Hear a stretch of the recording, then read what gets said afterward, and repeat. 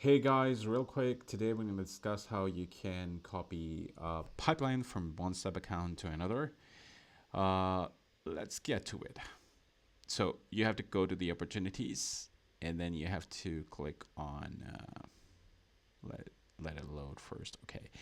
Then you have to click on pipelines, and the pipeline that you want to copy, you have to click on that, and then you can select this option, copy to subaccounts. You can select up to 25 subaccounts at a time, so you can copy one pipeline to 25 subaccounts at a time. That's a great feature right now. And then once you select that and then hit copy, then it's gonna get copied to that particular subaccount.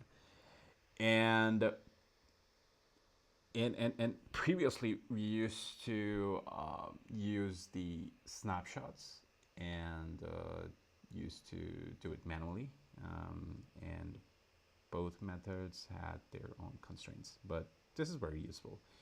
Thanks a lot for watching the video. Hope to see you soon.